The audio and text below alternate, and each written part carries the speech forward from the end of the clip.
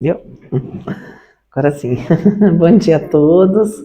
Com muita alegria que a gente vem aqui nessa casa, vendo muitas carinhas, já amigos, companheiros, né?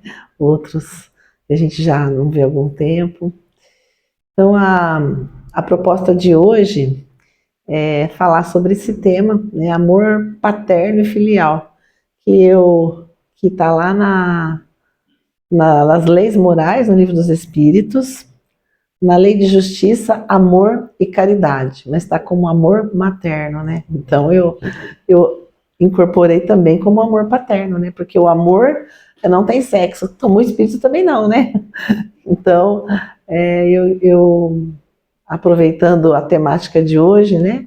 Já felicitando os pais, aí eu falei, vou fazer uma palestra com esse tema. Então nós vamos falar um pouquinho, né? Do livro dos Espíritos, né? A gente sabe que o livro dos Espíritos lá tem toda aquela parte das leis morais, que são fantásticas. Essa questão me chamou a atenção,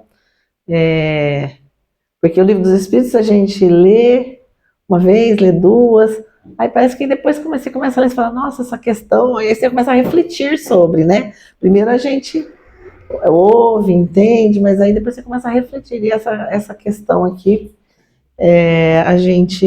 nós fizemos uma leitura em casa, né, eu e o Geraldo, e aí eu fiquei pensando nessa questão. Falei, acho que eu vou pegar essa questão e vamos pensar em uma palestra. Então, essa questão é uma das questões que a gente faz reflexão na nossa vida, né? Haverá fatalidade nos acontecimentos da vida conforme o sentido que se dá a este vocábulo? Quer dizer, todos os acontecimentos são pré-determinados e, neste caso, que vem a ser do livre-arbítrio? Quando nos acontecem situações difíceis, a doença, a perda de ente querido, né, a perda de patrimônio, então esse questionamento vem muito à tona, né? Será o que eu fiz de errado, Senhor? Por que está acontecendo isso comigo? Né? Eu vou no centro pontualmente, né, habitualmente, por que isso está acontecendo comigo? Né? Então, sou uma pessoa que pratica o bem, não desejo mal a ninguém, né? Então, a gente sempre ouve isso. Então, essa questão do Livro dos Espíritos, eu acho que ela esclarece muito, né, esses questionamentos que nos acometem quando nos deparamos com as dificuldades, com os conflitos existenciais, né, com nossos conflitos íntimos. Então, e está a resposta no Livro dos Espíritos, nessa obra magnânima de Kardec. A fatalidade existe unicamente pela escolha que o espírito fez ao encarnar desta ou daquela prova para sofrer. Escolhendo-a, instituiu para si uma espécie de destino, que é consequência mesma da posição em que vem achar-se colocado.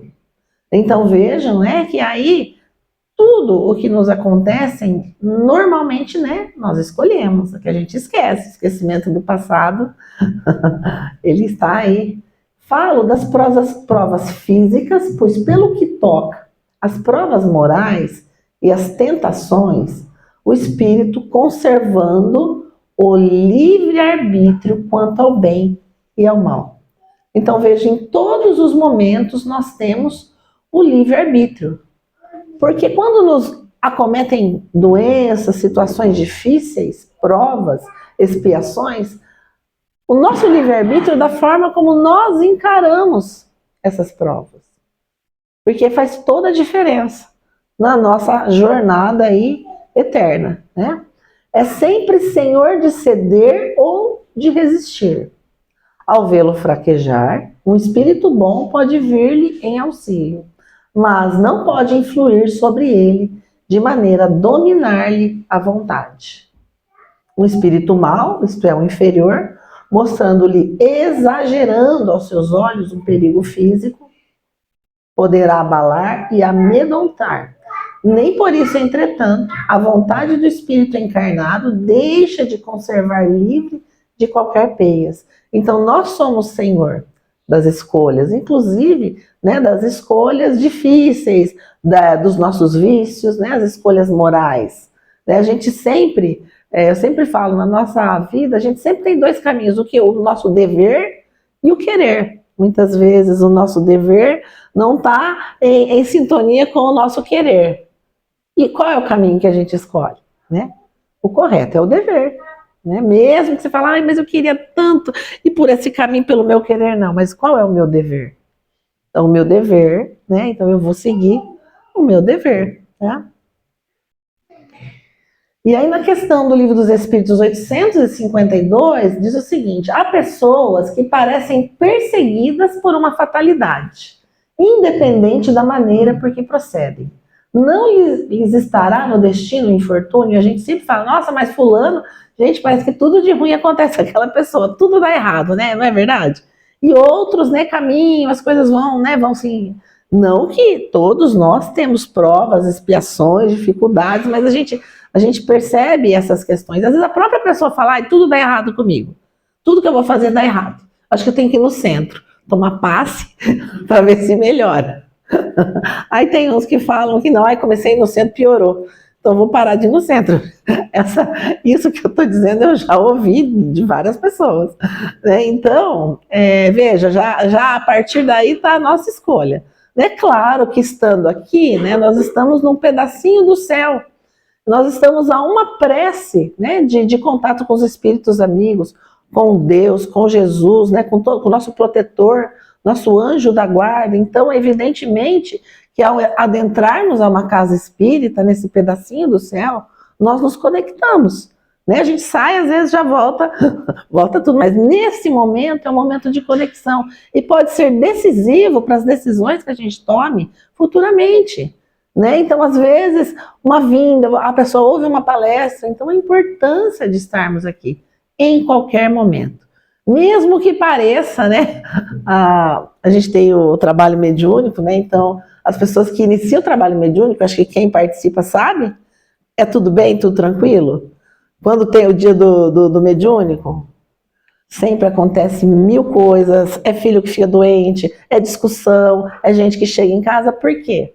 É para a gente não ir, para ver se a gente tem é o teste nosso, da persistência, né? Então, são as nossas escolhas, mas aí os espíritos, se a gente escolher correto, ó, mérito, se não é demérito, né? Então vejam lá, né, a pergunta, as pessoas, então não lhe estará no destino o infortúnio? Será que são infortunadas? As pessoas vieram, né, destinadas a somente sofrer, são diferentes das outras?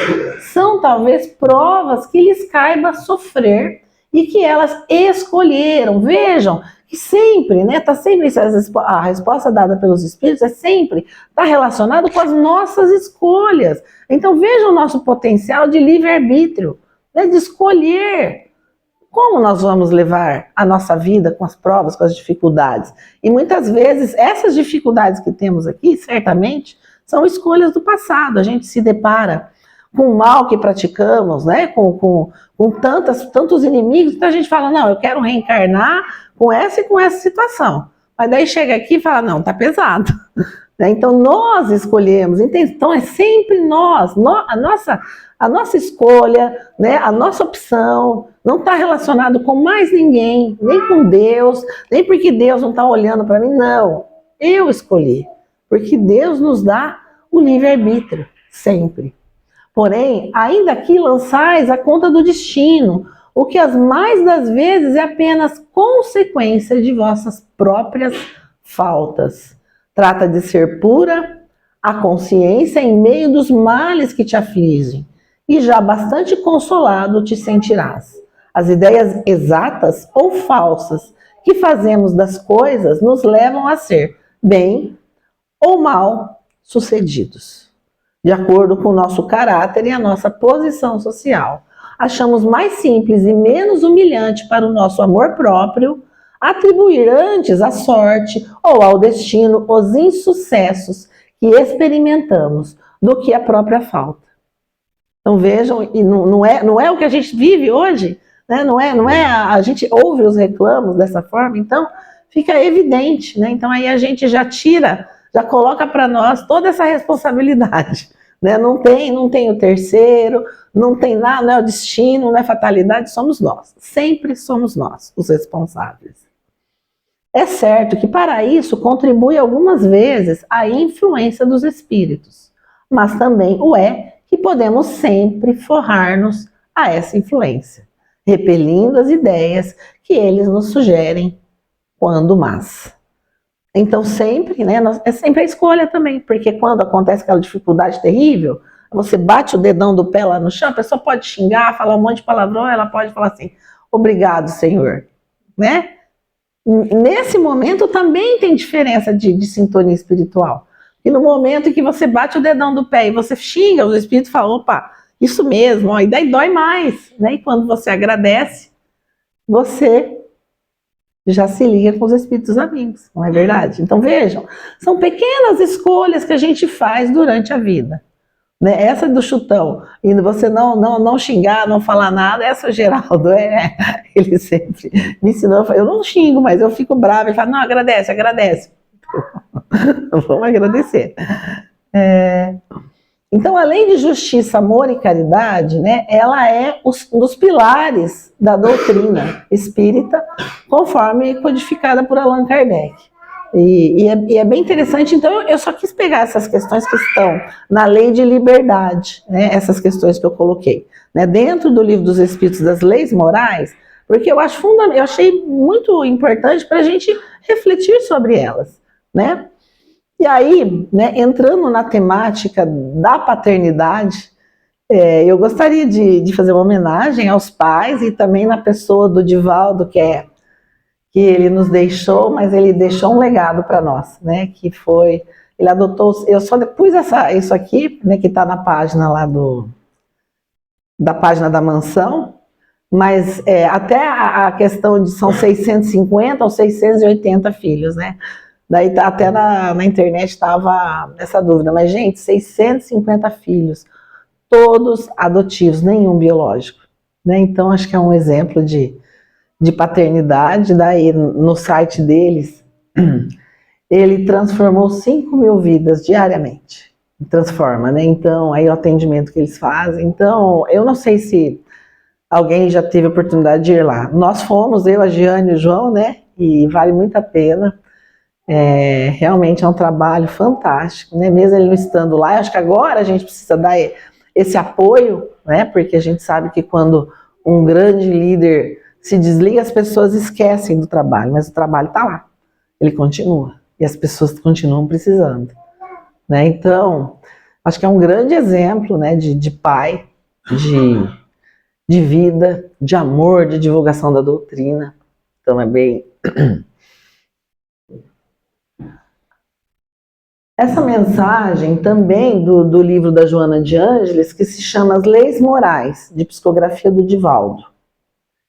Eu peguei um trecho que justamente ela fala, né, ela tem esse livro, ela fala de todas as leis morais. Ela como se ela explicasse para nós. Então, aí ela tem vários, eu peguei um pedacinho só, né, que fala sobre a importância do amor. Quando te encontres semi-vencido, antes de... Depois eu fiquei... Quando te encontres semi-vencido pelos problemas que comumente assaltam o homem na trilha da evolução, já experimentando o ressaibo da amargura e do desencanto, ou quando aborda do resvaladouro na direção do crime e da alucinação, antes da decisão aconselhada pela ira ou pela violência, perguntes ao amor a trilha que deves tomar. E o amor te responderá com sabedoria como prosseguires. Não obstante o céu nublado e os caminhos refertos pela perplexidade e pelo pavor, talvez não consigas alcançar a meta da paz que persegues imediatamente, nem a logres em caráter imediato próprio. No entanto, não desfaleças na tentativa. O amor te faltará em mansuetude e brandura, paz e esperança. Todo esse conjunto de valores exigir-te-á grande esforço e aguardarás tempo a fim de que materializarem, modificando o contingente das relações habituais.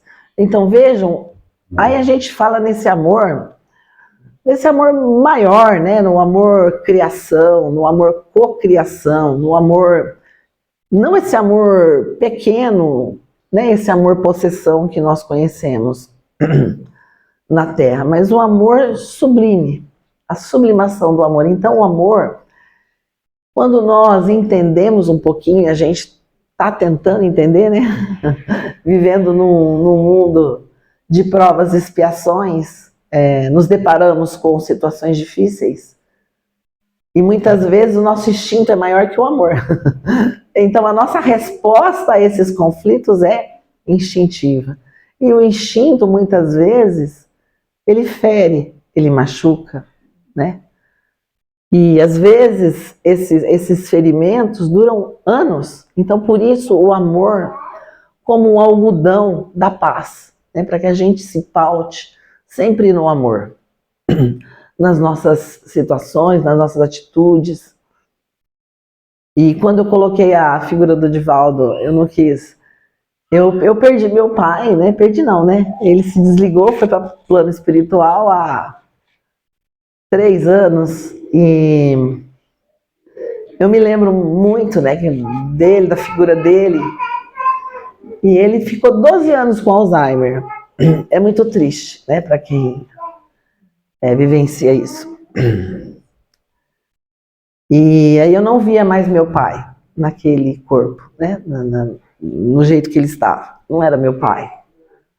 E quando, numa conferência espírita, nós conversamos com o Divaldo, eu e minha mãe, né, aí nós falamos, olha, porque ele conheceu meu pai muitos anos atrás, né, meu pai tinha cinema lá em Mandaguari, então ele ia no cinema, né, eu era pequenininha, e aí minha mãe sempre, todas as conferências ela foi, ela sempre conversa com o Divaldo, conversava, né, agora mentalmente, com o Divaldo, e aí nós falamos, né, para ele, olha, né, ele tá com Alzheimer, isso há, sei lá, alguns anos. Acho que foi bem no começo, acho que deve ter uns 13, 14 anos. E aí uma coisa interessante que o Divaldo falou pra gente, falou, ó, pra ele é uma bênção. Por quê? Ele não vai se desligar da matéria, né, com aqueles resquícios, né? Então ele foi paulatinamente, né, se desligando do mundo, vamos dizer assim, né? Ele foi não reconhecendo as pessoas, no final já não estava se alimentando mais, né? Então ele vai deixando os vícios de lado. E para a família uma aprovação, né? Porque para nós... Ai, obrigada, Marcelo. É isso que eu queria. Então para nós, para a família é uma aprovação. Eu acredito que deve ter muitas pessoas... Obrigada. Obrigada. Não, esse é o copo bem cheio, é bom.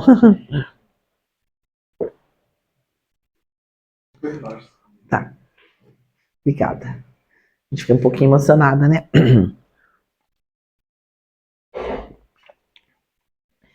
Então, essa reflexão, né, isso que ele falou para nós, eu acho que serve, né? Eu sempre comento com as pessoas. Ele se foi difícil, mas foi uma lição para todos nós, né? Porque meu irmão que cuidou muito dele, né, que morava com eles, mora ainda com a minha mãe.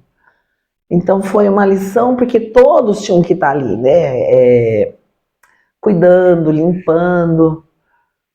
E então a gente entende, até eu sempre me questiono, falo, eu quero ver, né, como é que era, né, depois um dia que a gente se encontrar, como é que foram esses anos. Mas o fato é que depois que ele se foi, a gente fica pensando, o que mais eu poderia ter feito, né, pro meu pai? Eu acho que é uma pergunta que a gente hoje deve fazer, né? Hoje fica a lembrança, fica o coração, mas o que mais? Então a gente tem que pensar nisso. Ontem tem um amigo nosso que frequenta o Alta de Souza. Ele é um senhor, né? Ele já teve vários problemas com drogas e tal. E eu fiquei com pena dele, porque ele ligou para um filho, falou assim, vem almoçar com o pai hoje, né? Eu queria almoçar com você, eu vou almoçar lá em tal lugar, né? Ligou para a filha, olha, vem aqui me ver, eu pago a passagem para você vir, né? Então, quantos de nós muitas vezes aconteceu isso, né? E está acontecendo. Então a gente tem que aproveitar cada momento. É meio triste, mas é uma verdade, né? A gente tem que aproveitar quando a gente está aqui. Claro, nós somos espíritas, eu vou me encontrar com ele, vou. Mas será que não faltou amor? Uma pergunta que a gente faz. Eu nunca tinha falado isso, falei isso aqui. Mas a gente pergunta isso, né? E era engraçado, porque sempre que eu vou na minha mãe, meu pai sempre ficava esperando eu na sacada. Aí sempre que eu chego, eu olho, não tem mais ninguém me esperando. Então o amor é esse sentimento que muitas vezes ele aparece, né? Ele até convivendo agora com novos pais, né? O meu filho, né? Tem um filho, então eu sou vovó, e o Geraldo também tem um filhinho. Ele é papai também. Então é tão bonito ver. Porque, claro, tem muitos pais que abandonam os filhos, tem muitos pais, né? Então não há julgamento. Mas o interessante é que não nasce pronto um pai e uma mãe. Nunca eles estão prontos. Mas eles vão desabrochando no desenvolvimento da criança. É muito interessante, né? Então eu fiquei muito surpresa e muito feliz, né? Que meu filho é aquele paizão. Eu falo, nossa senhora, parece que é quase mãe, né? Do bebê. Então, é bonito de ver. Então, esse nascimento da paternidade, desse amor, né, a insegurança, a incerteza, né, que tem, evidentemente, que a forma como a gente cria o Alain é muito diferente da forma que eles criam, e a gente não pode interferir. Mas é interessante porque aquele cuidado, né, que eu falo, filho, não precisa tanto cuidado, é assim, né? Já viu, né? Mas é interessante porque é o nascimento do amor, né? Porque aquele ser tão pequenininho, aí aquela responsabilidade, como é que vai ser? Ai, tá com isso, tá com aquilo, será que vai, né? Será que vai vingar, né? Porque quando o bebê é pequeno, acho que a grande insegurança dos pais é saber se a criança vai vingar, principalmente quando tá pequenininho. Aí vai crescendo, eles vão tomando espaço, né? Vai tomando espaço da sua casa. Né? Depois eles vão crescendo um pouco mais, vão entrando na adolescência, eles vão ficando daquele jeito, que não quer saber dos pais, responde, tá tudo chato, tudo de cara feia, né? Vão ficando no quarto. Então é interessante porque a gente, como eu já tenho filhos grandes, né? Então a gente já sabe mais ou menos as fases, né? Claro, cada um é único, cada um tem uma personalidade, né? Tem uma característica, mas é tão interessante esse crescimento, né? E esse crescimento do amor. Porque quanto mais eles crescem, mais a gente ama. Mesmo com essas dificuldades. Porque daí quando eles vão, né, depois eles vão chegando a um ponto que eles vão tendo a vida deles. Né? E a gente vai vendo como eles se tornam adultos, né? Sofrendo, com alegria, com tristeza. E eles vão tomando o rumo deles e é maravilhoso. E a gente ama muito.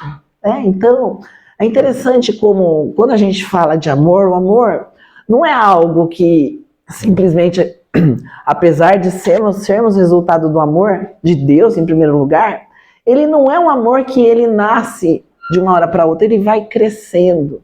E é esse o exercício da nossa vida, da nossa encarnação.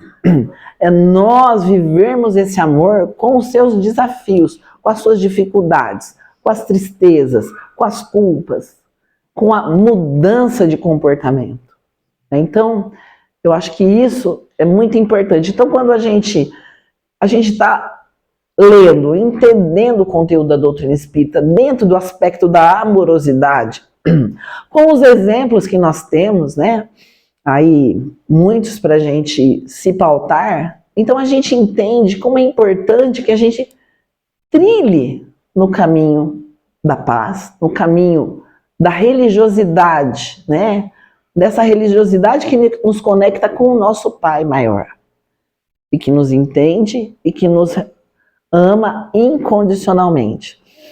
Então, o amor, muitas vezes áspero, né? Que apesar da aspereza que a decisão amorosa te exigirá, fruirás desde o início de uma decisão, uma tranquilidade que decorre da consciência liberada das amarras infelizes, do personalismo enfermiço, quanto do egoísmo perturbador. No amor, causa primeira de todas as coisas, porquanto a criação é um ato de amor. Se iniciam e se findam todas as ambições, encontrando-se resposta para todas as situações da problemática moral humana. Ante o amor, a dificuldade torna-se um desafio. A dor faz-se um teste. A enfermidade constitui resgate.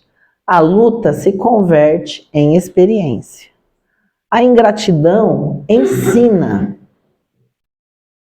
A renúncia liberta. A solidão prepara.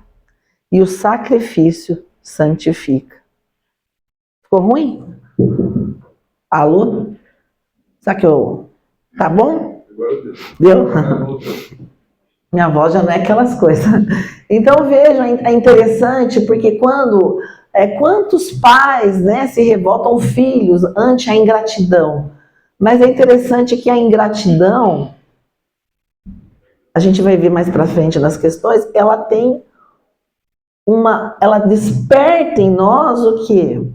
O ensinamento, ela liberta, né? A renúncia. Quantos pais, quantos filhos, porque os pais renunciam pelos seus filhos e os filhos vão renunciar pelos seus pais, né? Então é um ciclo. Então essa renúncia, quanto vale isso? Quanto vale essa renúncia na vida? Porque a renúncia tem muita relação com o dever. Mas ela liberta a alma. A solidão prepara, porque no final nós somos só nós, né? Cada um de nós vai responder pelos seus atos. Eu não vou poder responder pelos meus filhos, pelos meus pais, eu vou responder pelo que eu fiz. Então a solidão para nós é necessária nesse sentido da nossa correção, da nosso autoexame, das nossas ações, de como estamos utilizando do nosso livre-arbítrio na vida, com esses ensinamentos. Porque evidentemente que hoje nós não somos a mesma pessoa de 20 anos atrás. Evidentemente que não. Então a vida vai nos transformando. E o que nós fazemos desse conhecimento, desses ensinamentos, desse aprendizado, nós colocamos em prática, né? Então a solidão, ela faz esse papel de reflexão sobre os nossos atos passados e no que nós podemos ainda fazer em vida, que é possível fazer, né? E evidentemente que o sacrifício santifica. Então o amor impõe necessidades e valores retributivos desconhecidos no momento da doação. Muitas vezes são desconhecidos, né? Porque nessa dualidade de valores, dever e querer, nós vamos escolhendo e nós vamos aprendendo. Quando a opção é o querer, a gente carrega para o resto da vida o que deveria ter feito. E quando a gente age pelo dever, a gente consegue, né? Bom, foi difícil, mas eu consegui fazer, né? Então carrega. Foi difícil, mas você venceu aquela situação de dor, aquela dificuldade. Então o sabor é muito melhor, não é? Então por isso, em todas as escolhas que nós fazemos na nossa vida, toda hora, todo momento, como é que eu vou preparar um almoço? Vou preparar com amorosidade, envolvendo com magnetismo aquele alimento, né? Para que as pessoas que se alimentem se sintam não só saciadas do estômago, mas da alma. Vejam que é um outro aspecto, né? Então aqui é a parte da Lei da Justiça, do Amor e da Caridade, a questão 890, que é bem interessante. Será uma virtude o amor materno, daí diga paterno também, né? Ou sentimento instintivo comum aos homens e os animais? Uma e outra coisa. A natureza deu a mãe e pai, né?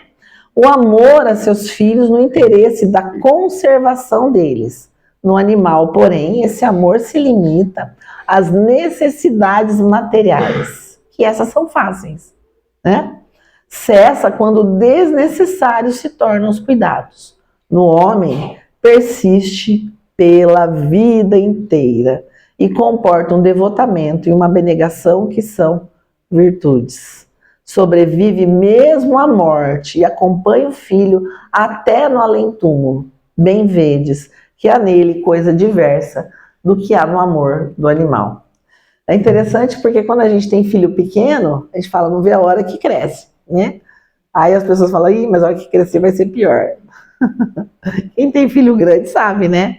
Que é pro resto da vida. São outras preocupações, outras dificuldades, mas a gente sempre está, enquanto eles estão pequenos, e você está ali cuidando, olhando, é mais fácil do que quando fica grande. Porque quando fica grande, cada um tem as suas escolhas, né? E a gente sabe que dessas escolhas terão resultado. E a gente só fica orando muitas vezes, não é? Então é interessante, né? Eu achei muito importante trazer isso, porque eu ouço também de muitos pais, e agora eles têm as vidas deles e tal, eu falo, sumiu, desapareceu, não sei o quê, mas vejam que é um processo, né? E cabe a nós, pais, mães, né, dar o suporte, né? Já a parte de conhecimento, né, para quem levou os filhos na evangelização, ou sei lá, em qualquer religião, deu a parte moral, fica mais fácil, porque tem um determinado momento que eles dão uma fugida, depois eles voltam, né, eles se desinteressam, aqueles que vão na evangelização, tem uns que vão, depois eles voltam, por quê? Começam as dificuldades, começam os conflitos, aí eles precisam o quê? Ter o suporte da doutrina, o suporte moral do conhecimento, e aí cabe aos pais, né? Porque a hora que a coisa aperta, eles recorrem aos pais, não é? Estando na natureza o amor materno, como é que há mães ou pais, né? E aí a gente que odeiam os filhos, e não raro, desde que eles nascem, essa aqui a gente já sabe decore salteado, né? Uma e outra coisa, a natureza deu a mãe e pai o amor a seus filhos no interesse da conservação deles. No animal, porém, esse amor se limita às necessidades materiais, cessa quando desnecessários se tornam os cuidados. No homem, persiste pela vida inteira e comporta um devotamento e uma abnegação. Parece que é a mesma? Acho que é a mesma resposta.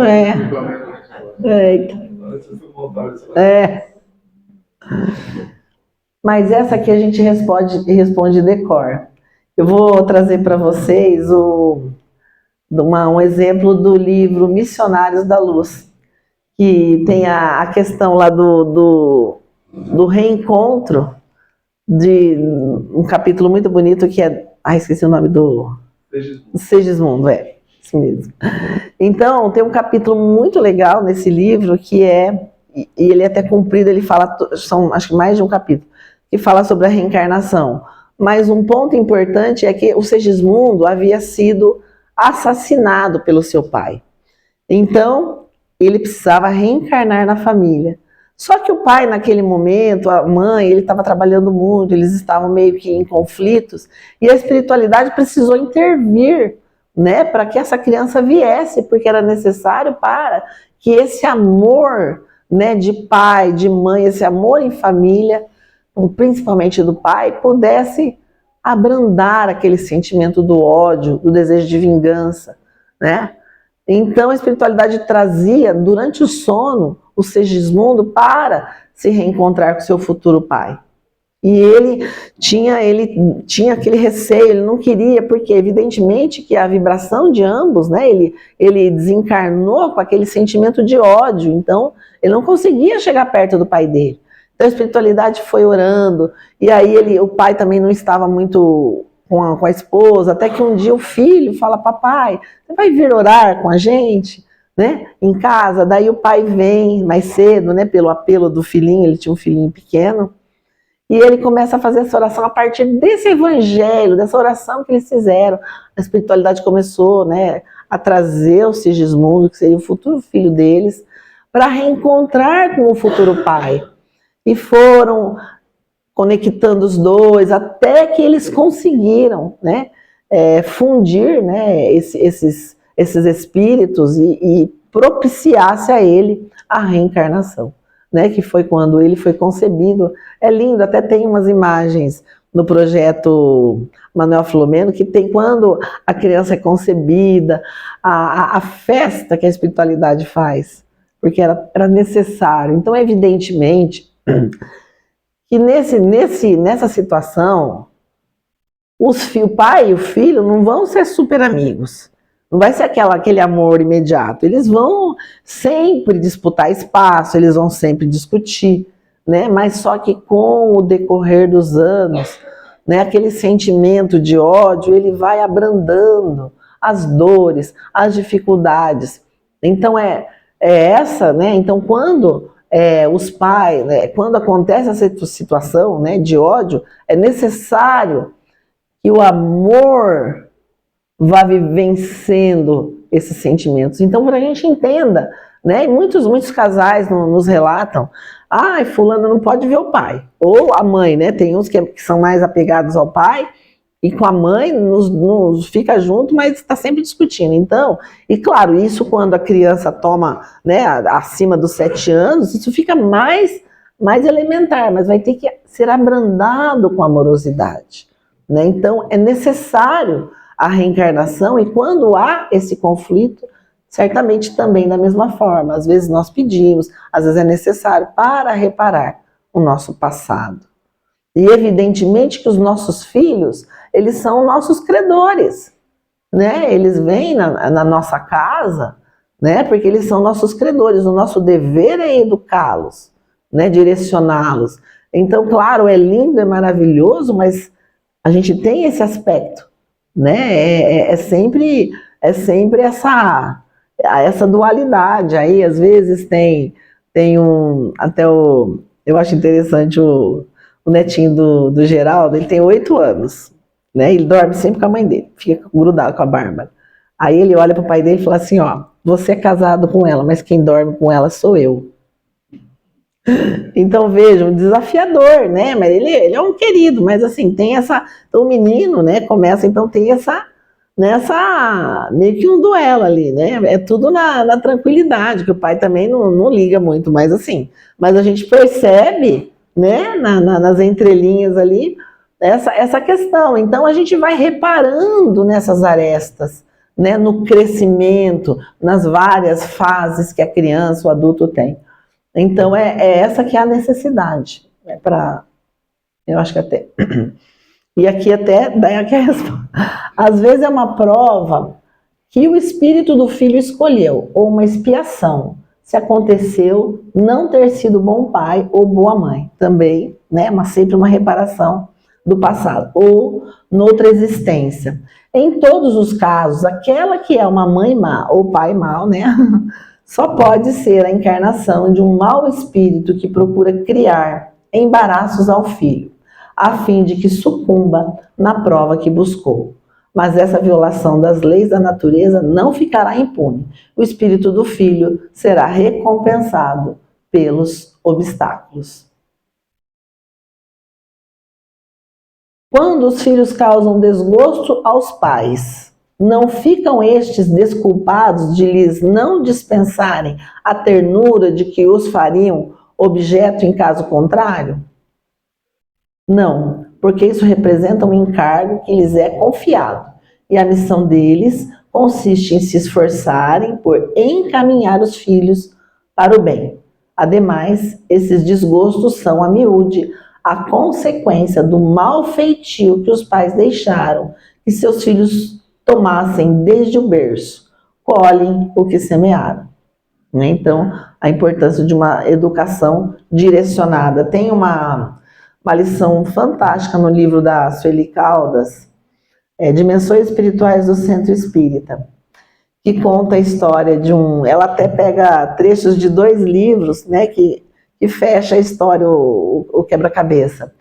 Então, é a história de um rapaz, né, que ele morava num lugar e ele gostava muito das mulheres, as mulheres adoravam ele, então ele tinha várias mulheres. Só que ele não tinha responsabilidade do relacionamento. E elas, muitas, acabaram se suicidando, né, por conta da forma como ele se portava, da sua irresponsabilidade. Então, e ele se gabava, ele falava, as mulheres morrem por mim, literalmente morriam, né, se suicidavam. E ele também era usuário de drogas, traficante, né, então, o que aconteceu? Até que um belo dia, ele foi assassinado, né, ainda jovem, né, era jovem. E assim que ele foi assassinado, né, ficou revoltado, né, na erraticidade, ele começou a ficar revoltado, porque, né, morreu muito cedo e tudo mais. E ele, como ele levou esses vícios da vida física, né, ao desencarnar, ele, na sequência, ele já se ligou com usuários de drogas, e ele tinha prazer em levar os usuários de drogas ao suicídio, né? Então ele intuía para que eles usassem mais e mais drogas até que eles morriam. E ele, né, estava no mundo espiritual nesse panorama, vejam, né, intuindo ali nos antros de drogadição, enfim. E até que um dia tinha um jovem que ele era usuário de droga. E ele ficou ali, né, até que o jovem usou tanta droga que ele acabou desencarnando. Para o impacto dele, aquele jovem era seu filho. Antes de desencarnar, uma das jovens que ele tinha relacionamento tinha engravidado e ele era seu filho. Quando ele descobriu que aquele jovem que ele havia auxiliado para o desencarne, né, porque ele ficou ali ao suicídio, ele ficou tão transtornado, vamos dizer, ele virou a chave, uma mudança de chave tão impactante, que ele mudou totalmente a forma como ele se portava no mundo dos espirituais. Então vejam, né, mesmo um filho que ele nunca tinha tido contatos, mas naquele momento em que ele percebeu o mal que ele tinha feito, então ele só sentiu que realmente o que ele estava fazendo era uma maldade quando foi o filho dele. Né? E aí ele não conseguia mais se encontrar com o filho dele, porque ele perdeu a oportunidade. Ele poderia, pelo menos no mundo dos espíritos, ter intuído, né? Então ele ficou tão revoltado que ele passou a ajudar, mas imediatamente ele passou a ajudar. E esse espírito, conta a Sueli Caldas, quando ele aparecia, né, a história dele começou numa sessão mediúnica, e ele aparecia, ele era um espírito que trazia, né, espíritos que estavam drogados, que morriam nas sarjetas, nessa situação.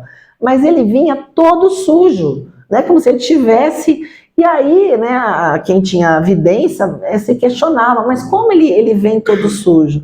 Aí ele contou a história dele, né, e aí eles foram juntando, porque ela faz um compêndio ali dos livros, e aí ele foi contando. Então, depois daquele momento, foi tão impactante para ele, o mal que ele tinha feito para o próprio filho, que ele, para ajudar os outros espíritos, ele ficava nos cemitérios, então ele fazia questão de ficar daquela forma, sujo, porque ele queria ajudar as pessoas. Então veja que no plano espiritual ele já mudou, né, mudou totalmente a forma de encarar, né, a morte, a drogadição e tudo mais, por conta desse amor ao filho. Por quê? Ele queria trabalhar a ponto de poder reencontrar o filho dele novamente e reparar o mal que ele havia feito. Então é muito interessante essa história, né, que ela traz, e é impactante. Então vejam, né, que tem um momento nas nossas vidas que, né, essas situações de dores, elas impactam tão grande que a gente modifica, né, porque a gente erra, enquanto pais, enquanto mães, a gente erra enquanto filhos, então a gente tem que refazer. Então chega um momento que há essa virada, mas esse é bem impactante mesmo. Então o amor, né, que nós procuramos vivenciar não é um amor perfeito, porque somos todos espíritos em evolução, mas é um amor de propósito de vida. Até uma coisa que a gente fala muito é que ser espírita é um propósito de vida, porque você não é espírita só aqui no centro, você tem que ser espírita em qualquer lugar, e esse é o diferencial. É difícil, né?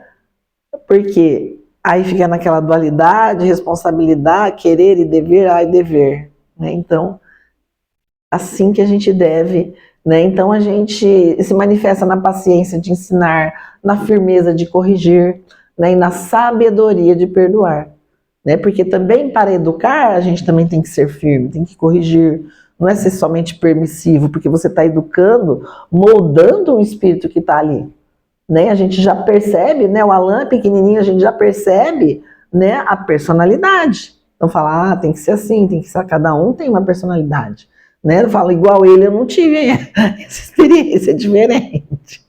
Então vejam, é uma experiência diferente. O pai é aquele que, como um jardineiro diligente, zela pela semente que Deus lhe confiou. Ele planta as virtudes, rega com carinho e poda com disciplina necessária para que o espírito do filho floresça e cumpra sua própria jornada.